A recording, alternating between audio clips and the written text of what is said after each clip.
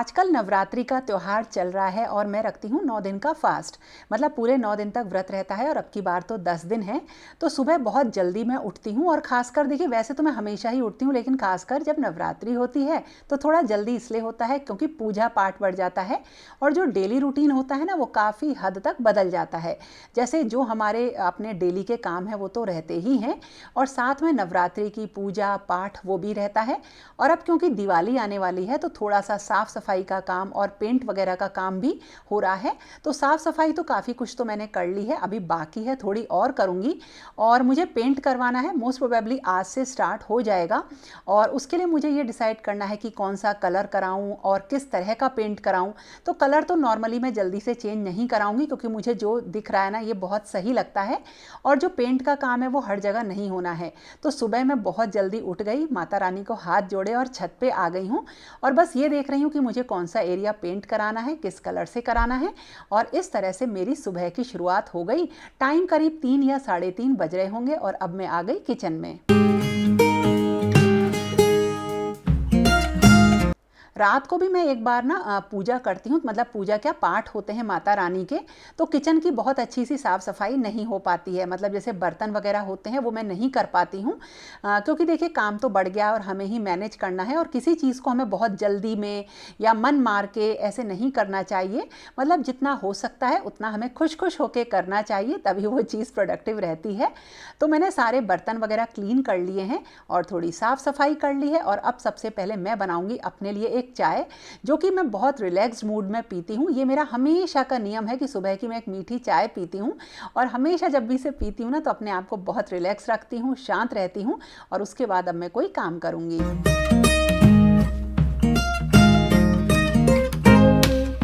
चाय पीने के बाद मेरी शुरू हो जाती है साफ़ सफाई और इस वक्त तक करीब 4 बजे का टाइम हो रहा होता है। और जो मेरे बाहर प्लांट्स लगे हैं इन सब की भी मतलब इन सबको पानी देना, और ख़ासकर जो मनी प्लांट होते हैं ना, इनको अगर आप मतलब हर दूसरे दिन थोड़ा सा इन पे छिड़काव करेंगे, इनकी पत्तियों को साफ़ रखेंगे ना, तो ये बहुत अच्छा ग्रो करते हैं। अगर आप इन्हें इंडोर भी रखते हैं ना तो भी इनको अगर अच्छी तरीके से इनमें पानी वगैरह दें और छिड़काव कर दें तो बहुत सुंदर ये हरे हो जाते हैं। तो देखिए बाहर की सफाई हो रही है और ख़ासकर तब जब मैं पेड़ों में पानी लगाती हूँ। और आजकल धूप इतनी ज़्यादा तेज़ है कि रोज़ ही पानी पेड़ों में लगाना पड़ रहा है। और जो बाहर के मेरे छोटे गमले हैं उनको मैं नहीं आजकल देख रही हूँ और उसका भी रीज़न बताऊँगी। तो अंदर के जितने भी मेरे प्लांट्स हैं इनको सही कर रही हूँ और आज मुझे कुछ नए प्लांट्स लेकर भी आने हैं। थोड़ी सी साफ़ सफाई करके मैं अब जाऊंगी नहाने, क्योंकि थोड़ी सी पूजा ज़्यादा करनी है। और रात में ही मैं बर्तन रख देती हूँ तो सुबह इन्हें वॉश करके अब मैं पूजा पाठ करूँगी अपना। आप लोग सोचते होंगे कि सारा काम इतनी जल्दी कैसे हो जाता है, कैसे टाइम पे पूजा हो जाती है। तो इनकी छोटी छोटी बहुत सारी चीज़ें होती हैं जो मैं आपके साथ शेयर करती हूँ। लेकिन हाँ, साफ़ सफाई का अगर काम आपको आसान करना है ना, तो उसके लिए मैं आपको एक बहुत अच्छी चीज़ बता रही हूँ।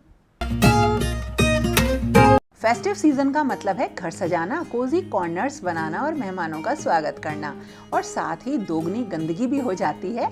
और देखो मेरे लिए ना साफ सुथरा घर भी एक अच्छे डेकोरेशन का ही हिस्सा होता है। और यहीं पर Dreame H12 dual wet and dry vacuum मेरे लिए एक गेम चेंजर साबित हुआ। इसे मैंने अभी कुछ दिनों पहले ही लिया है, लेकिन ये मेरे घर की डेली क्लीनिंग का अब एक जरूरी हिस्सा बन चुका है। हर दिन की साफ सफाई अलग होती है और इसी तरीके से हर दिन की गंदगी भी अलग होती है, ये तो हम सब समझते हैं। इसीलिए इसमें है 4 क्लीनिंग मोड्स। ऑटो मोड, जैसे ऑटो मोड खुद डिटेक्ट करके एडजस्ट करता है। सक्शन मोड, सक्शन मोड दूध हुआ, जूस हुआ या पानी के जो स्पिल्स होते हैं ना, वो एकदम साफ हो जाते हैं। स्टैंडर्ड मोड है रोज की डस्ट और थोड़े से क्रम्स के लिए। और फिर है टर्बो मोड, ये एक हैंडहेल्ड ऑप्शन है जिससे कि आप कॉर्नर्स को, सोफास को, रग्स को और कर्टेन्स को क्लीन कर सकते हैं। किचन में ना जो ऑयल गिर जाता है, कभी कुछ और छोटे मोटे टुकड़े खाने पीने के गिर जाते हैं, या रग पर पैट के हेयर होते हैं, या किसी एकदम क्लीन जो आपका फ्लोर होता है उस पर मिट्टी के पैरों के निशान तो बहुत ही कॉमन है। ये सब कुछ चीजें आसानी से क्लीन हो जाती हैं। 16,000 PA सक्शन और 520 RPM रोलर ब्रश से ये डीप क्लीन करता है और जो मुश्किल कोने होते हैं ना, ये वहां तक भी बहुत आसानी से पहुंच जाता है। ब्रश क्लीनिंग का भी टेंशन नहीं, एक बटन प्रेस और रोलर खुद को वॉश करके 55 डिग्री सेंटीग्रेड पर ड्राई कर लेता है। ये बिल्कुल हमेशा फ्रेश रहता है और बिना किसी स्मेल के। मेरे लिए डेकोरेशन का मतलब केवल ये नहीं है कि मैं सुंदर सुंदर चीजें लगा दूं, बल्कि मुझे घर को साफ सुथरा रखना बहुत पसंद है और खासकर फेस्टिव प्रेप में ये वैक्यूम क्लीनर बहुत समय और टाइम बचाएगा। अब गंदगी की कोई टेंशन नहीं है क्योंकि ड्रीमी के साथ है मेस विदाउट स्ट्रेस। अभी पाएं best deals Amazon great Indian festival पर 72% तक की छूट और इसका लिंक डिस्क्रिप्शन में है।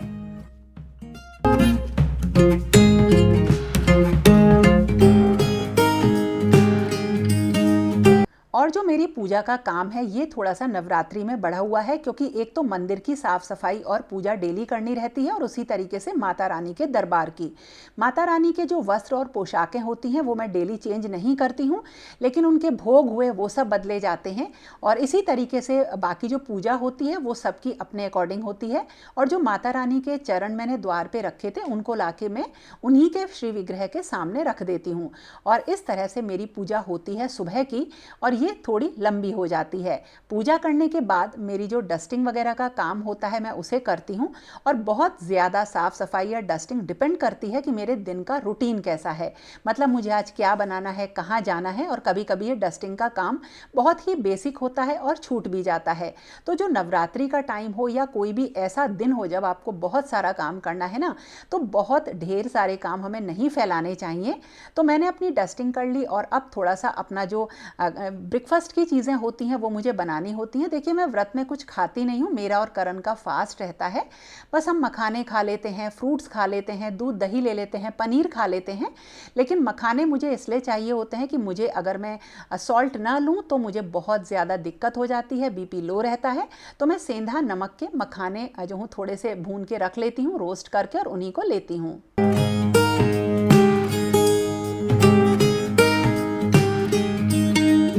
और ये सारी चीज़ें जो खाने पीने की हैं ये शाम तक चलती हैं, दिन में फ्रूट्स वगैरह लेने के बाद।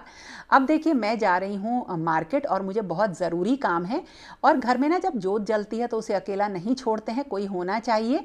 तो देखिए अपने मन की चीज़ें हैं, आप किस तरीके से किस चीज़ को निभाते हैं वो आपके ऊपर है। तो देखिए मुझे एक कॉर्नर में मेरे लिविंग एरिया में बहुत ज़्यादा सीलन है, तो मैं उसके लिए कुछ चीज़ें ढूंढ रही हूँ।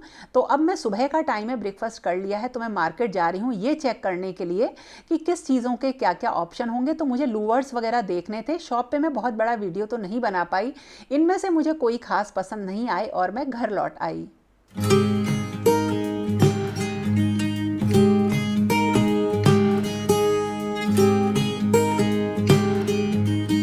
और घर लौटने के बाद फिर से किचन का काम, खाना सबसे ज़्यादा ज़रूरी है और हेल्थ के लिए चीज़ों का ध्यान भी रखना। तो थोड़ा सा खाना पीना जो लंच का बनाना होता है, क्योंकि बस व्रत मेरा और करण का है, तो वो सब मैं तैयार कर दूंगी यहाँ पर। और साथ के साथ जो और काम मेरे होते हैं वो मैं करती रहती हूँ। देखिए मैं वीडियोज़ बनाती हूँ तो इसके साथ ना मुझे बहुत सारी चीज़ें करनी रहती हैं जिनका काम पैरेलल चलता है। अब एक चीज़ और आ गई कि मेरी किचन की एक लाइट ख़राब हो गई है। किचन क्या, घर में छोटी छोटी सी जो चीज़ें हैं वो गड़बड़ हो रही हैं। आप देखिए वीडियो में भी आपको दिखाई दे रही होगी कि वो सही से नहीं जल रही है। तो मैं ये सारी चीज़ें नोट करती रहती हूँ और एक दिन मैं किसी इलेक्ट्रिशियन को बुला के ये सारे काम करवाऊंगी। तो ये सारी चीज़ें हमें पैरेलल करनी रहती हैं और हमें ये देखना पड़ता है कि त्योहार के संग हम इन्हें कैसे कर सकते हैं।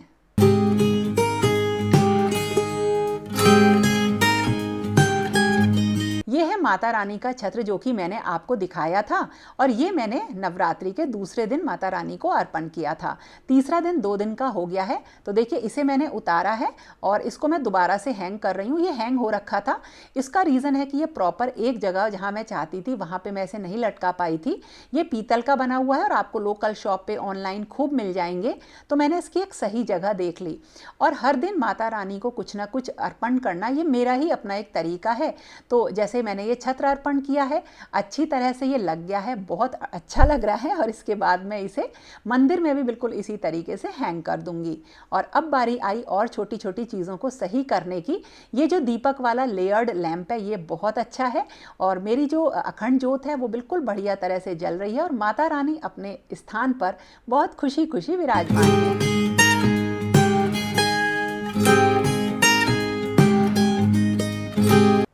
और इसके बाद बारी आती है पाठ करने की। तो जो भी दुर्गा सप्तशती के पाठ हैं या बहुत सारे जो भी पाठ हैं उन सबको मैं इसी टाइम दोपहर के टाइम या रात के टाइम करती हूँ। ये जगह मैंने बना रखी है जहाँ पूजा का सारा सामान आ जाता है नीचे ही, और जो हम हवन करते हैं, अग्यारी देखते हैं, उसकी इस मतलब जो इसकी राख होती है इसको मैं किसी पेड़ में डाल देती हूँ या इसको इकट्ठा करके तुलसी जी का गमला लगा देती हूँ, उसमें मतलब तुलसी जी लगा देती हूँ। और फिर मैंने अपने पाठ किए और ऐसे करके मेरा जो दोपहर का टाइम है वो नवरात्रि के दिनों में बीतता है।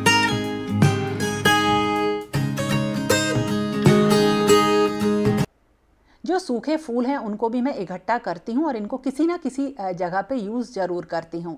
और अब आप पूछोगे मैं आज के दिन क्या अर्पण कर रही हूँ, तो मैंने माता रानी को एक बहुत ही सुंदर साड़ी और श्रृंगार का सामान भेंट किया है। मतलब बहुत ही सुंदर साड़ी है, इसको अभी मैं आपको किसी दिन दिखा दूंगी। ये मैंने ऑनलाइन ही ली थी, इतनी प्यारी मुझे लगी थी और एकदम से मेरे मन में ख्याल आया था कि इसे मैं माता रानी को अर्पण करूँगी।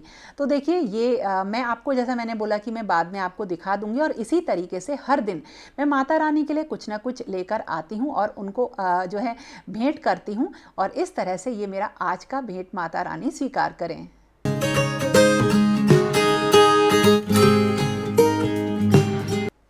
और अब हल्की हल्की शाम या समझ लीजिए 3 बजे का टाइम रहता है, 3 साढ़े 3, मतलब अंदाजन मैं आपको बता रही हूँ। और इस टाइम हमारे घर से धूप चली जाती है और बहुत अच्छी हवा आती है। जो हमारे घर में मॉर्निंग में धूप आती है बहुत अच्छा लगता है, बहुत पॉजिटिविटी मिलती है, और घर में धूप आना मॉर्निंग के टाइम पे बहुत ज़रूरी है। और शाम के टाइम इतना अच्छा शांत रहता है घर कि बहुत अच्छा लगता है। तो देखिए अब इस तरह से मेरा ये काम ख़त्म हुआ और अब मुझे जाना है कुछ प्लांट्स लेने नर्सरी, जो मैं करण के साथ जा रही हूँ।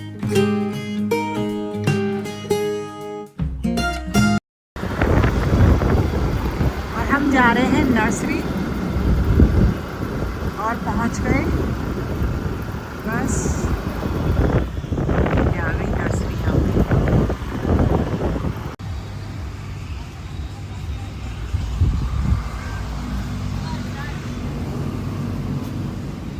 बहुत सारे प्लांट्स हैं, हम देखने जा रहे हैं इंडोर प्लांट, ही गुड़हल वगैरह रखे हुए हैं। और देखो मेरी शैडो आ रही है। क्या किसे गिरा दिया? और बड़े अच्छे अच्छे सारे इंडोर प्लांट हैं यहाँ पे, देखो।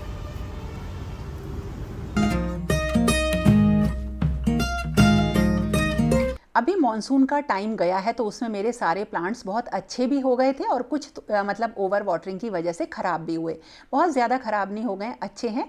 तो अब मैं ना, जैसे फेस्टिवल के टाइम पे घर को आप सजाते हैं, डेकोरेशन करते हैं, तो जो इंडोर प्लांट्स होते हैं वो बहुत अच्छे लगते हैं।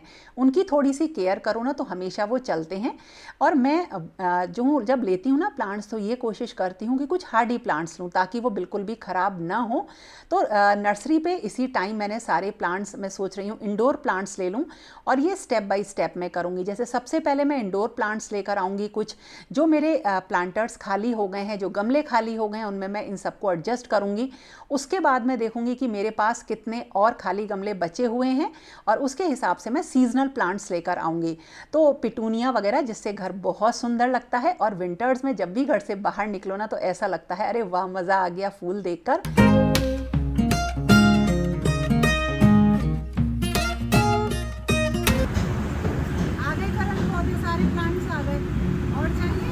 नहीं, जब कभी भी नर्सरी से प्लांट्स लेके आएँ तो उन्हें एकदम से आप कहीं पे भी चेंज ना करें। मतलब उनका जो गमला होता है, मिट्टी होती है, बिल्कुल चेंज नहीं करनी चाहिए, और कोशिश करनी चाहिए जिस तरह से ये नर्सरी में रखे हुए हैं शेड के नीचे, बिल्कुल उसी तरीके से हम रखें।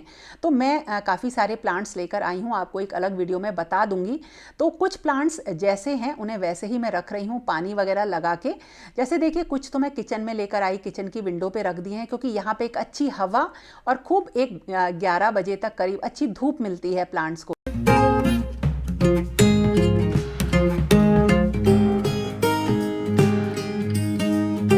फ्रूट्स वगैरह ख़त्म हो गए थे, दोबारा मंगाए मैंने वो, क्योंकि इसी के ऊपर हमारा पूरा दिन कटता है। और कुछ मेरी ऑनलाइन डिलीवरी भी आनी थी, सूट वगैरह जैसे मैंने मंगाए थे, बहुत ही ख़राब निकला, मुझे बिल्कुल पसंद नहीं आया। एक्चुअली जब मैं कोई कपड़ा खरीदती हूँ, कोई ड्रेस खरीदती हूँ, तो सबसे पहले मैं उसका फैब्रिक देखती हूँ कि वो प्योर कॉटन या कोई प्योर कपड़ा है कि नहीं जिसे कि मैं पहन सकूँ। मुझे कंफर्टेबल कपड़े चाहिए, मतलब मैं बिल्कुल कोई भी ऐसी ड्रेस नहीं कैरी कर सकती जिसमें मुझे बिल्कुल अनकंफर्टेबल लगे, तो मुझे इसे रिटर्न करना पड़ेगा, बिल्कुल भी अच्छा नहीं है। तो दोस्तों ये था मेरा आज का वीडियो जिसमें पूरे दिन का एक रूटीन मैंने आपके साथ शेयर किया। कैसा लगा ज़रूर बताना। और देखो आप लोग भूल जाते हो, अगर पसंद आए तो लाइक करना मत भूलना। तो फिर मिलेंगे एक नए वीडियो के साथ, तब तक के लिए okay friends, thank you and bye bye and शुभ नवरात्रि।